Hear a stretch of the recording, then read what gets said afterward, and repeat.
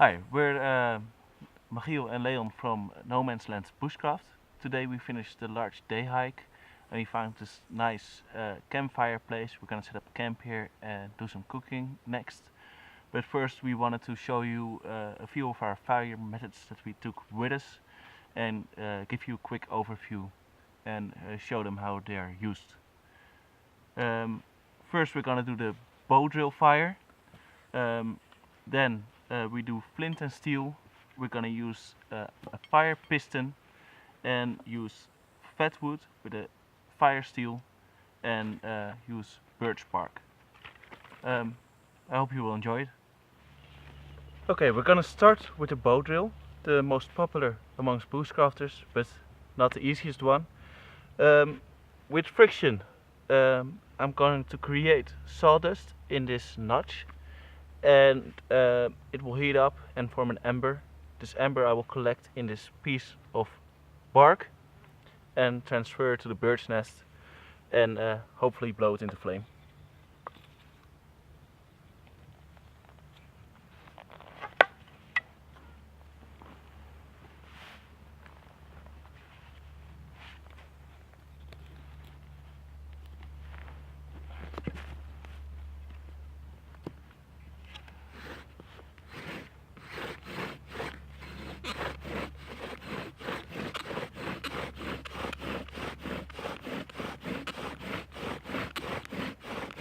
I'm gonna start slow just to create dust and heat it up, not to exhaust myself.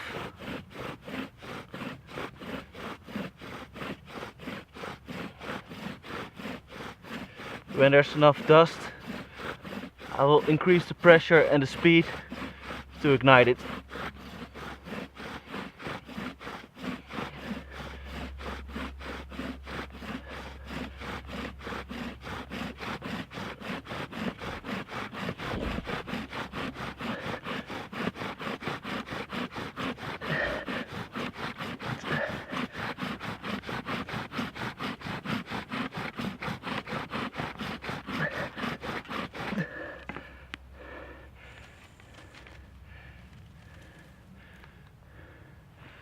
You see, the dust is now smoking by itself, so hopefully there should be a little ember inside. And now I have a lot of time just to form the ember, make it larger, make it stable, because all the dust will fall if I now haste myself. So first I will collect the bird's nest.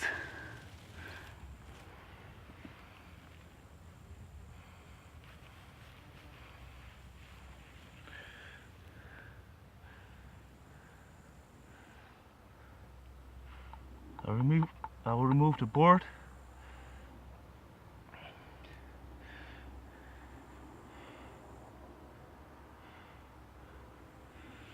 You see, I've created an ember.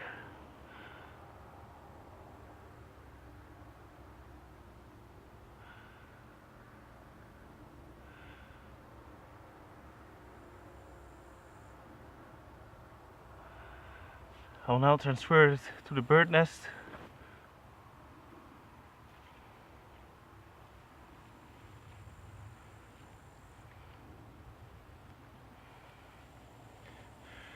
Fold it around the coal.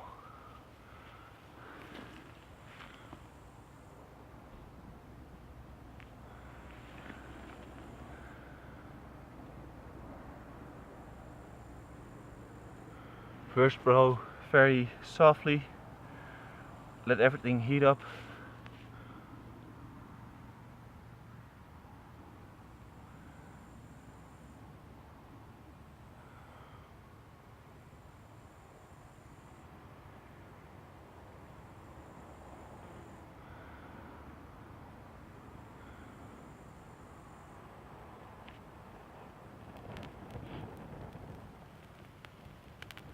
Maybe a fire.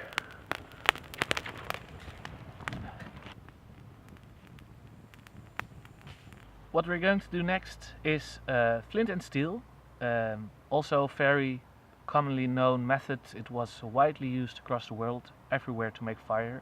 Much easier than the bow drill. how it works is you have got a piece of flint, it's a very hard stone, and a piece of metal, and when you do this, you get very small sparks. They're very small, so you need something to collect it. We've got pieces of charcoal here. We made this in a campfire previously. This is bunkwood, and we put it in a can and in the fire, so it burned without oxygen, and then you get charcoal, and when it collects a small spark, it'll start to glow very easily.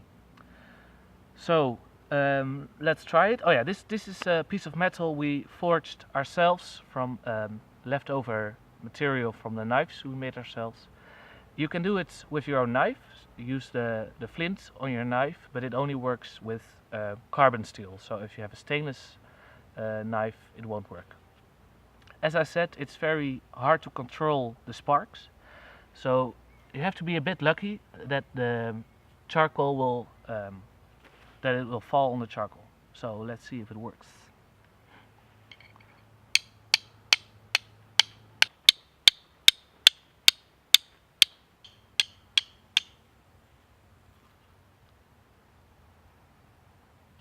Right, it's going. It's a very small piece, but it'll be enough. I'll put it in a bird's nest and start blowing very gently.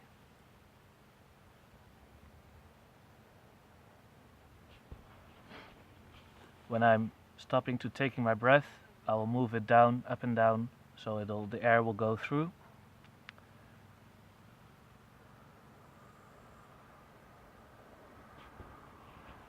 And there it goes.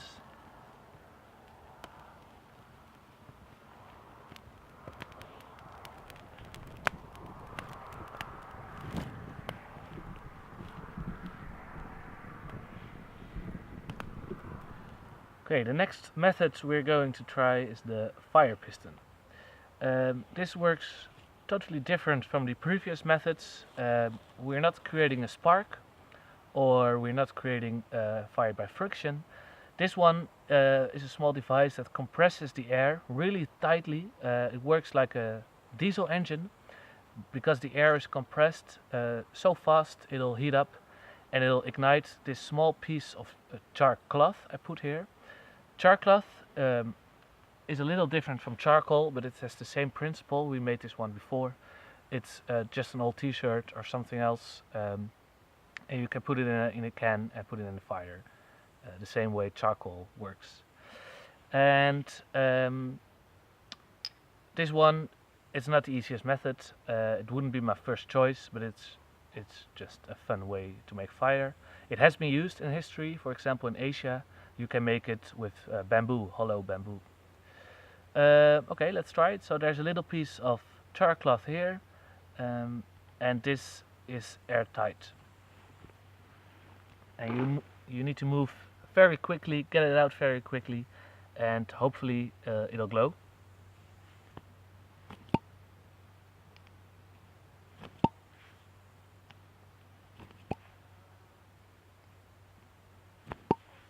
There it is. You can see there's a little bit of smoke coming. Very small ember. I'll transfer it to another piece of char cloth.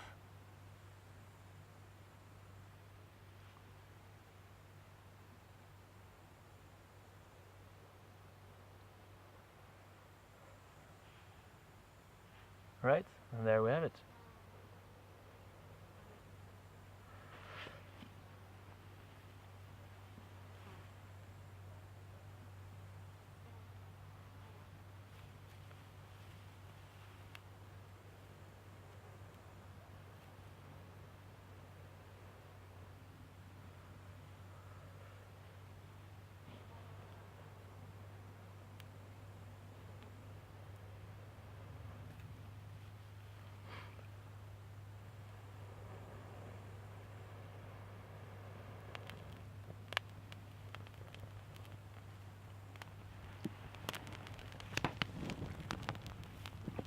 And that was the fire piston. Okay, as the next method we're gonna use the fire steel. The principle is the same as with the flint and steel. We're gonna scrape off small pieces of metal of the firesteel, but this is a much more modern version. It has all different kinds of metal. It says iron, just like the flint and steel, but it also has magnesium, so it's much softer. It's much easier to scrape off small pieces, and it burns much hotter. The flint and steel is around 600 degrees, and this is about 3000 degrees. You can scrape off like this. You can use different kind of tinders. I'm gonna use fat wood. Fat wood is very resinous wood of spruce trees. It's in the roots and where the branches are connected to the trunk. When you see a fall down tree, you can collect it from the tree. I'm just gonna use a scraper of the flint and of the firesteel to scrape off some small pieces.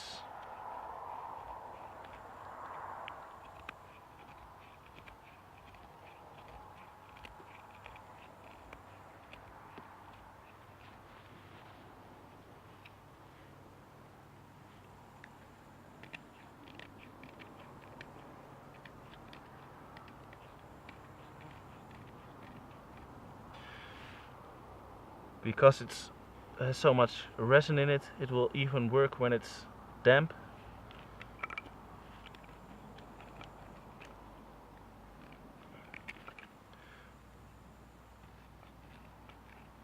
So it's a much more practical method than the fire bow or flint and steel.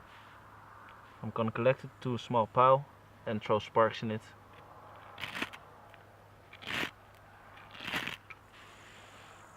That's how it works. Okay, the last method we're gonna do today is also with a firesteel. We're in Poland here, where there are lots of birch trees. So we collected a nice pile of birch bark. Birch bark is a really nice tinder. It also has lots of resin in it, so it will even burn when it's damp. I have here a large piece. I'm going to scrape off some of the bark with my knife and get a nice pile of dust, which will easily ignite with a firesteel.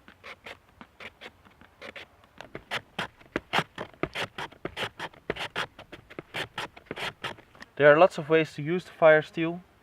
A commonly used method is to put the striker on the firesteel and pull the firesteel towards yourself. The nice thing about this is you won't knock over your tinder because you will pull it towards yourself and don't get the tinder all over the place. Another method is to put your firesteel on the tinder and push the striker downwards. You can control a lot better where the sparks are going, so it's easier to ignite, but the chances are you will hit your tinder. The method we prefer is use the striker, push really downwards with your thumb and twist it, and you will get really nice sparks. Instead of a striker, a lot of people use the back of their knives, the spine of their knives.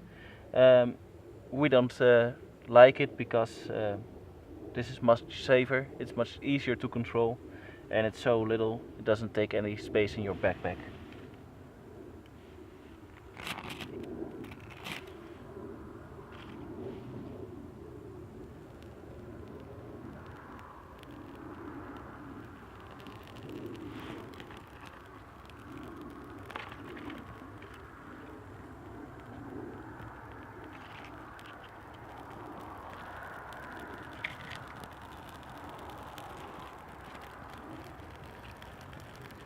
Okay, now we have a nice start of the fire.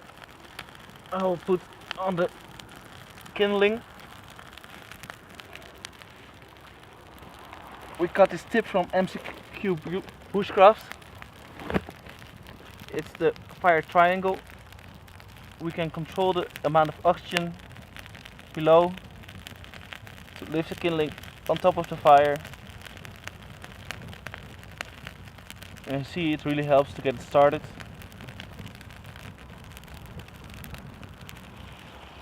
thank you for watching. We hope you like this video. If you do, hit like. If you want to see more videos, hit subscribe. Our dinner is on the campfire, so we're gonna have a nice meal and set up camp around here. And we'll see you later. Bye.